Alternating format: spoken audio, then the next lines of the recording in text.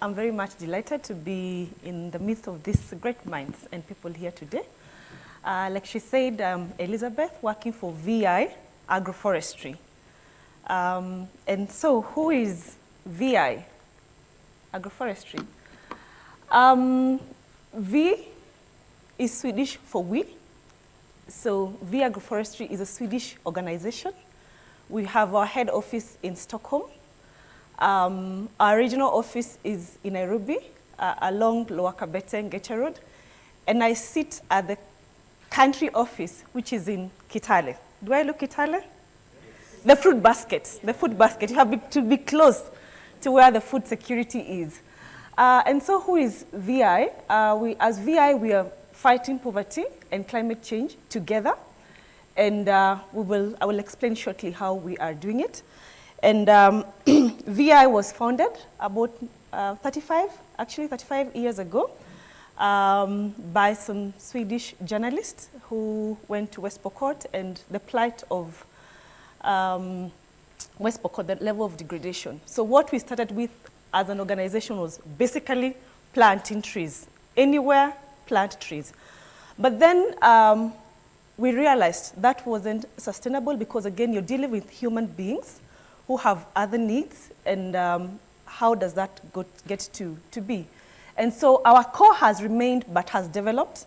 And so today we focus on fighting climate change together with our partner organization through sustainable agriculture and land management together with agroforestry.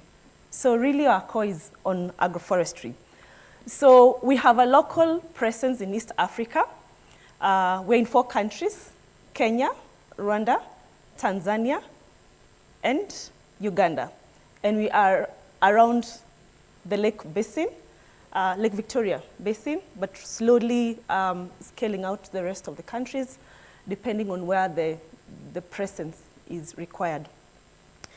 To the extreme left, we will see that SIANI is really focusing on SDG 2, but for us as agroforestry for the next 5 years, up to 2021, we are looking at contributing towards 5 SDGs. That is 1, no poverty, 2, zero hunger, 5, gender equality, 13, climate action, and 15, life on land. And we are doing that through smallholder farmer organizations. We don't work directly. Like I said, we changed how we work. Initially, we'd all be spades and shovels and one-on-one meeting with the farmers. But then we have changed how we work because we want the capacity to remain within the local institution. So we are working through farmer-owned, member-based organizations, supporting their systems and structures to be able to deliver the services to their members. So issues of governance, leadership, helping them to build as strong organizations. I would confidently say that we have tangible results for human and environment. We haven't really scaled about what we are and where we have. We could confidently say that that is what our stronghold, and we have evidence of that our results have human and environmental sustainability. Currently, we are working with about around 127,000 farmer families across the East Africa region in the countries in which we are working in. So why are we doing this? We are doing this because we recognize the increasing population.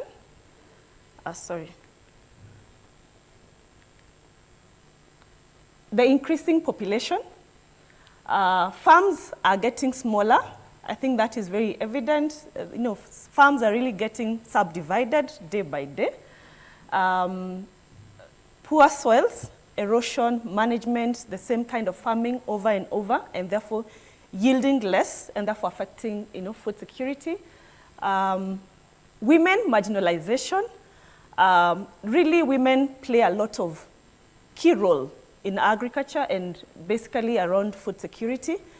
But then they are marginalized in various aspects, access to credit, access to and ownership of resources, and even the benefits. We have women accessing credit. We have cases, and I would ask, we have cases of women who have accessed, for example, the Women Enterprise Fund, or even within their chamas. But maybe, just to be curious, when our women in their chamas get the money, what are the first things that they buy with the money? Sorry, please be loud. Utensils, curtains, You know, it's really those things, and when you look at it, it's really sad because it's the things that they control and own. Yet that is an opportunity for them, depending on the dynamics at the household, if they were able to control and participate in decision making, then that becomes a lost opportunity because then they would invest in assets that would yield income for them and their households. Local productivity, financial resources, and market access, and like we all know, the climate variability. So that is why we are focusing on agroforestry and sustainable agriculture and land management practices. So when we look at agroforestry, what is agroforestry? We are in World Agroforestry Center. Yes, so we must know what agroforestry is, otherwise they'll kick us out in a short while. What is agroforestry? Anyone's understanding of what agroforestry is? Yes, please. It's a mixed system of agriculture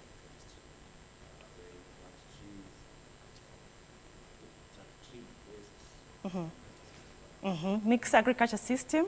Someone wants to add or to say something different? Yes, please. It's actually basically trees integrated into agriculture.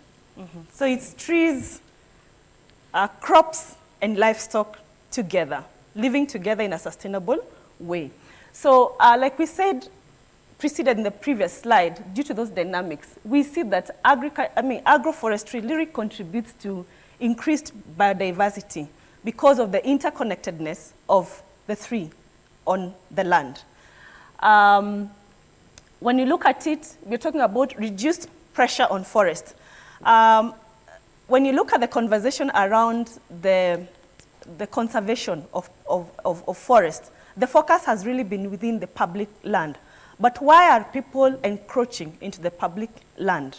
You know? So when we have these trees and crops and livestock on the farmers' farms, then it reduces the need for the farmers and the communities to go into the forest either to take their livestock, to pick firewood, to collect whatever it is, to the charcoal and all those things. So it really reduces pressure on forest. With regard to livestock, it gives fodder because you have the short-term trees that are also can be fodder shrubs. We have firewood, and that really also works for women, for example. We have reduced pressure on forest, like I said earlier. Water management, contributing to conservation of or preservation of water catchment points, and it's really key for agriculture, and also contributing to improved soils. As an organization, we really, we have gotten into carbon projects, and agroforestry is one of the things that helps to, with regard to carbon sequestration, and therefore helping to combat climate change. And why is this important for women? One is that women, much as we say the men are the breadwinners, at the end of the day, for that food to be there, to run and to plant a few potatoes, maize, kumawiki, it's the woman who is doing that. And therefore, it's really an empowering way to help women to place food on the table. Again, it is looking as women in their reproductive role. They're the same ones who, in often cases, and especially in most cases, they're the ones who are responsible for getting fodder, unless maybe they're children or maybe there is a farm help. Otherwise, going to look for fodder, usually, it helps with that. And then firewood, the man will bring the meat, and then the woman will have to look for the energy. Unless it's clean energy, for example, that man will not want to get into looking into that. And then water, among other things. So this, when you look at it, elevates women of time because they don't have to go far to look for water. They don't have to go far to look for energy source as well as fodder. And that means then that they are able to engage in productive activities. And sometimes as development agents, when we come, we want women to participate. But they're already laden with burdens that they must meet. But you want to say, okay, in this meeting, we must have 50% women. But then again, this is the other sphere that limits the women to be able to participate productively in this development intervention. So it's really, one, resonating with the reproductive role, but also tying their time and freeing their time for rest, freeing their time to participate in productive activities. Those activities are going to yield them income and bring them economic security. On joint decision making, which is what I would maybe want to narrow down for this particular slide. How many of us are married? Thank you. How many of our households sit together and plan? How many of our households have a direction where they are going 2-3 years down the line? Is it written or is it in your head? It's verbal. Who has that vision of the next 2-3 years? Who has it? The wife? Who knows where we are going and this is the way we need to go and all that. So it's really also looking at it that we, for the longest time, we're saying women need to get into leadership. And maybe the focus, and maybe it could be that it could be the easiest, I don't know, it's not necessarily easy, has been in political positions, it has been within organizations and institutions. But how about at the household level? And that's the hardest place to crack through. But as Vi Agroforestry, we believe then that also, if it cracks through the household, then becomes easy across. Because this is where norms are built, isn't it? This is where we're socialized. How, we relate and the power dynamics around that. And if families cannot sit together and plan together, so where are they going? That is why today we will train women. And then when you're going for a visit, you will find the seeds that you gave them are kept at a kambao, usually in the kitchen, yeah? Because the husband did not find essence. They have no decision-making power on the land that they cultivate. Use, we could use, but deciding that, yes, I think we need to plant this crop, we were trained because it's important for us, but if the husband doesn't come for the training, doesn't buy and have to do the convincing, then that doesn't get to be done. So we are focusing on enrolling a model for facilitating joint decision-making. We are calling it the household roadmap, where we help the farmers map out together as a family, where are they? Where do they want to be, for example, in the span of the next 3 years, okay, as a family, but also recognizing as individuals in the family, I could have my personal ambitions. I might want to lead, I might want to study, I might want something that is really personal about it, just like the husband, as well as the children. Because in most cases, the children are the labor providers. And that is where the conversation, again, with youth getting in to agriculture also comes in. So helping these families vision together and develop a journey and steps. What do they want to achieve and how do they achieve? What becomes the role of the husband and what becomes the role of the wife? And with this, it's been interesting when you go to the farmers and you find them very, with their vision, they have drawn. It becomes clear the kind of activities they want to engage in. It has also been interesting for them to note where they have been spending time that is not relevant, and especially in the rural places. For men, when you do the gender activity, typically at the rural setup, the men go to the farm, and after lunch, no, as soon as maybe before lunch, because they will not cook. After that, somehow they're free. They'll have their lunch, they'll have their siesta, and then they'll go where? Yes, to the shopping center. But yet, these are the same communities that you want to eradicate poverty and ensure zero hunger. So really, that is one of the things we're looking at, that for us to have that, to be able to achieve food security and zero hunger, zero poverty, then families have to come together, make decisions together, and be able to move together as families. So why are we here? Invited today by SIANI. Vi Agroforestry, we have a network in Sweden called Vi Agroforestry Network, of which SIANI is a member and actually part of the steering committee. And the purpose of this network really is to bring in a platform for advocating on at international levels on agroforestry practices. It is hosted by Viskugen. This is Vi Agroforestry. That is how we are known in Sweden. Together with SIANI, these are the members of the Agroforestry Network. And together with SIANI, we've been able to do several things together. One is that we recently launched an agroforestry report, and you could find it on that link. It's interesting. It's a good read for those that want to have transformation around agriculture. We hold events together. We have the political week in Sweden every year that we do together.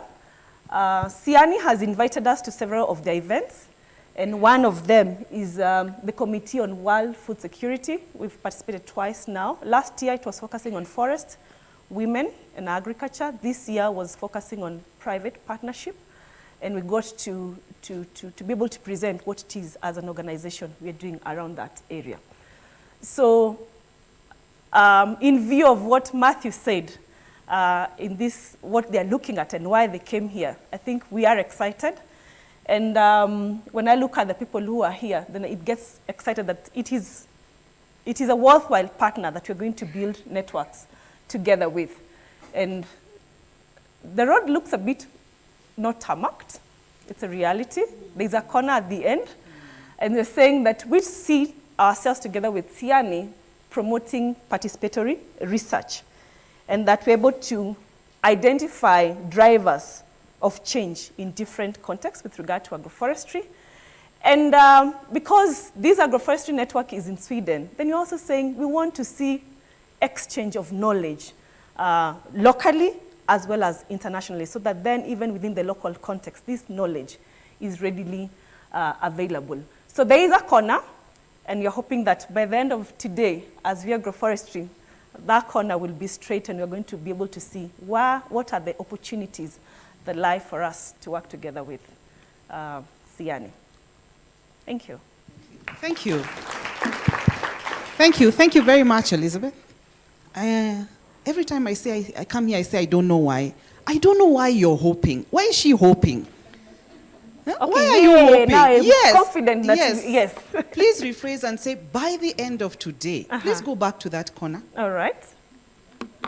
Repeat. Okay. Caroline and the rest. I am confident that by the end of today, there'll not be a bend. Yes. It will be straight. Yes. We'll be able to see where we move together with SIANI with its rich network. Right. Clap for her.